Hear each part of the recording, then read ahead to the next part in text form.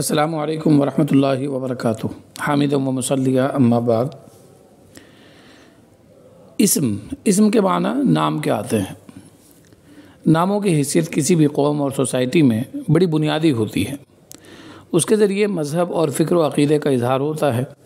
اس لیے اسلام نے اس سلسلے میں تفصیلی ہدایات دی ہیں۔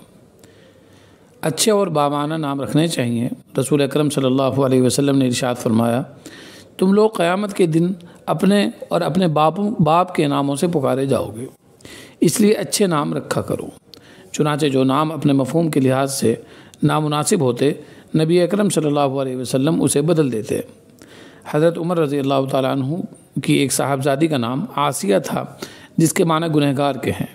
آپ صلی اللہ علیہ وسلم نے اسے بدل کر جمیلہ یعنی خوبصورت رکھا۔ آپ صلی اللہ علیہ وسلم نے ایسے ناموں کو ناپسند فرمایا ہے جس سے بدشگونی اور بدفعلی ہوتی ہے۔ چنانچہ حضرت علی رضی اللہ تعالیٰ عنہ نے حضرت حسین کا نام حرب تجویز کیا تھا، جس کے معنی لڑنے کے اور جنگ کے آتے ہیں۔ آپ صلی اللہ علیہ وسلم نے اس کو بدل کر حسین نام رکھا۔ ایسے نام رکھنا بھی مناسب نہیں جن سے اللہ تعالیٰ کو موسوم کیا جاتا ہے۔ ایک شخص آپ صلی اللہ علیہ وسلم کی خدمت میں آئے جن کو لوگ ابو الحکم کہا کرتے تھے۔ رسول اکرم صلی اللہ علیہ وسلم نے اس نام پر ناپسندیدگی کا اظہار فرمایا اور کہا، حکم تو ذات خداوندی ہے۔ پھر بیٹے کی طرف نسبت کرتے ہوئے ان کا نام ابو شریح تجویز فرمایا۔ آپ صلی اللہ علیہ وسلم نے فرمایا، اللہ کے نزدیک مبغوض ترین اور بدترین انسان وہ ہوگا جو اپنا نام ملک الاملاک یعنی شہنشاہ رکھے گا، اس لیے کہ ملک یعنی بادشاہ صرف خدا تعالیٰ کی ذات ہے۔ ایسے ناموں کو بھی آپ صلی اللہ علیہ وسلم نے ناپسند فرمایا ہے کہ اگر کبھی ان کو پکارا جائے اور ان کی غیر موجودگی کی اطلاع دی جائے تو بظاہر بدشگونی پیدا ہو۔ مثلا کسی کا نام یسار ہو جس کے معنی آسانی کے ہیں، اب اس کے بارے میں کہا جائے کہ یسار نہیں ہے تو اس کے ظاہری معنی ہوں گے آسانی نہیں ہے۔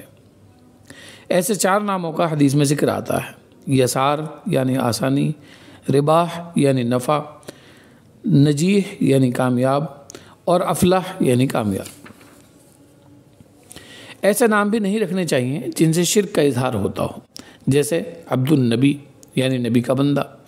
ایسے نام جس میں غیر مسلموں سے تشبہ پیدا ہو اور ناموں میں مسلمانوں کا تشخص باقی نہ رہے، ایسے نام رکھنا بھی مناسب نہیں، جیسے جمشید، آفتاب، ماہتاب، نسرین، یاسمین۔ یہ نام پارسیوں کے بھی ہوتے ہیں، اس لیے مسلمان یہ نام نہ رکھیں تو زیادہ بہتر ہے۔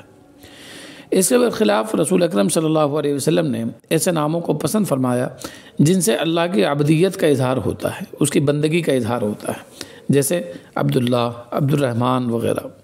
اسی طرح انبیاء کرام کے نام ابراہیم و اسماعیل وغیرہ، موسیٰ، عیسیٰ، یحییٰ، زکریا وغیرہ۔